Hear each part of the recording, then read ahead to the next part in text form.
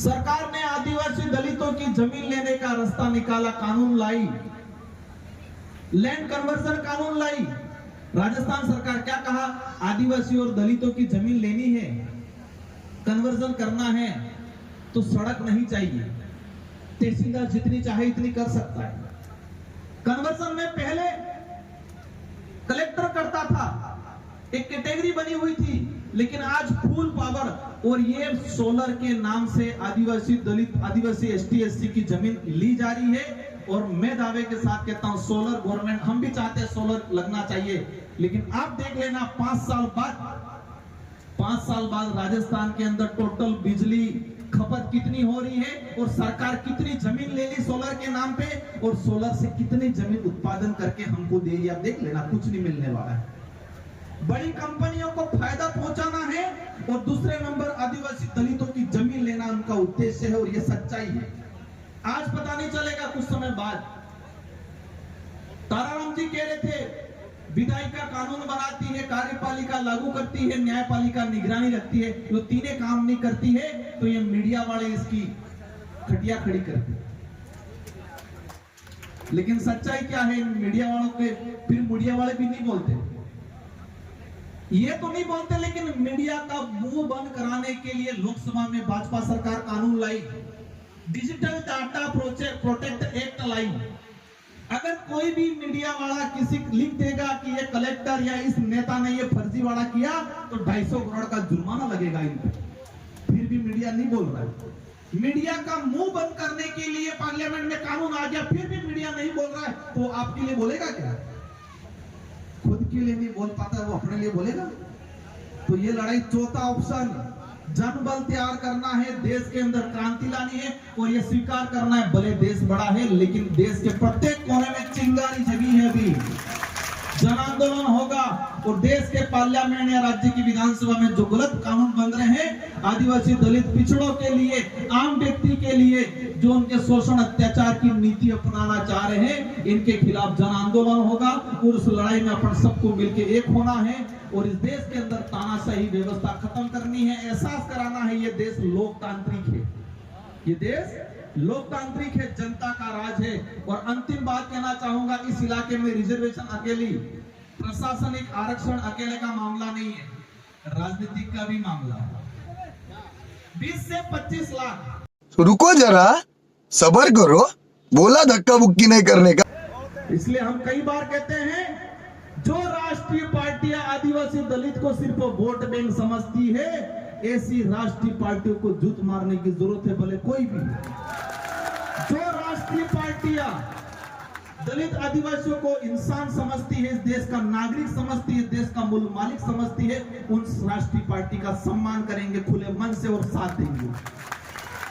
और जो धर्म भी आदिवासी दलित को अछूत समझता है, कहता है पैरों से पैदा हुए हैं, ऐसे धर्मों को भी लात मारने की जरूरत है। इस मानसिक गुलामी से निकलना है। सबसे बड़ी मानसिक गुलामी, शारीरिक गुलामी समझ में आती है, लेकिन मानसिक गुलामी समझ में नहीं आती है। और मानसिक गुलामी बनाने के जो साधन है, उन साधनों को पहचानने की जरूरत है, उनसे लड़ने की जरूरत है। हमारी लड़ाई में भाजपा से है, ना कांग्रेस से है, हमारी लड़ाई में किसी वर्ग से है, हमारी लड़ाई हमारे हकों की लड़ाई है। और हकों की लड़ाई में जो आड़ा आएगा, जो अवरोध पैदा करेगा, वो अवश्य हमारे आदिवासी समुदाय का, दलितों का सबसे बड़ा दुश्मन है, ये स्वीकार करना है। आदिवासी समुदाय वो समुदाय है, कभी भी इतना बाहुल्य रहा, राज कहा, लेकिन राज किया, लेकिन किसी पे अत्याचार नहीं किया। इतिहास में आप पढ़ने जाओ, आदिवासी भील राजा रहे, किसी के साथ शोषण नहीं किया, किसी के साथ अत्याचार नहीं किया। अतिथि देवो भव, ये शब्द जो आया है वो आदिवासी समुदाय की जीवन शैली से निकल के आया। अतिथि देवो भव, जो विश्व में हमारे देश के प्रधानमंत्री जी जब जाते हैं, क्या कहते हैं कि उस देश से आते हैं ये प्रधानमंत्री जी जहां पर अतिथि देवो भव, मतलब मेहमान है वो भगवान बराबर है। इस संबोधन के नाम से हमारे मोदी जी को बुलाया जाता है, लेकिन ये शब्द का आया कहां से? वो आदिवासी जीवन शैली से आया, और उसका आज भी उदाहरण गांवों में मिलता है। आप शहर में जाओगे, अनजान बन के दरवाजा खटखटाओगे, तो वो निकल के पूछेगा कौन हो भाई, क्या काम है, क्या नाम है। और आदिवासी समुदाय के घरों में जाओगे अनजान बन के, तो पहले बिठाएगा, पानी पिलाएगा, चाय पिलाएगा, फिर पूछेगा आपका नाम क्या है, काम क्या है। ये अतिथि देवो भव। उस समाज के साथ अत्याचार हुआ है, उस अत्याचार की लड़ाई लड़नी है। अब अंतिम बात बोलना चाहूंगा, हमारे पूर्वजों ने लड़ाई हथियारों से लड़ी थी, हमारे पूर्वजों ने लड़ाई हथियारों से लड़ी थी, फिर धीरे धीरे जवानों से लड़ने लगे। और आज जब हथियारों से लड़ रहे थे तो हम दक्ष थे, हमने मुकाबला किया, हराया। और आज हमारे पे अत्याचार कलम और कागज से हो रहा है, हमारे पे अत्याचार कलम और कागज से हो रहा है। हद से पहले हमारे पूर्वजों पे हथियारों से हमला होता था, अत्याचार हथियारों से किया जाता था, तलवारों से लड़ से अत्याचार होता था। उस समय हम सक्षम थे, हम मुकाबला कर लेते थे, भगा देते थे, इनके खटिया खड़ी कर देते थे। लेकिन आज किससे हमला हो रहा है हम पे? कलम और कागज से। और हमारा समाज इतना पढ़ा लिखा नहीं होने की वजह से कलम और कागज की लड़ाई से मुकाबला नहीं कर पा रहा है। लेकिन उसका रास्ता यही है कि हमें शिक्षित होना है, समझदार होना है, और शिक्षा भी वही ग्रहण करनी है जो सोचने समझने की, विवेक की शक्ति पैदा करे, वो शिक्षा ग्रहण करनी है।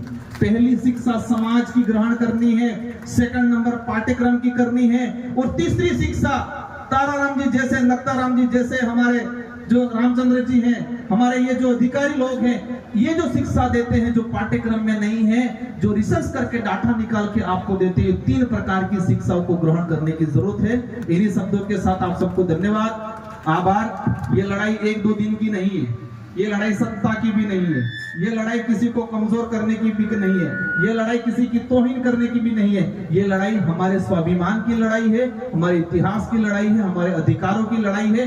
हमें शांतिपूर्वक तरीके से, लोकतांत्रिक तरीके से, मजबूती से लड़ना है, और इस क्षेत्र में नई क्रांति लानी है। और उस क्रांति के अंदर हम लोग पूरा भरपूर तरीके से आपका छोटे भाई बन के हम लोग आपके साथ खड़ा रहेंगे। इन्हीं शब्दों के साथ धन्यवाद, आभार, जय जोहार, जय भीम, जय सरकार।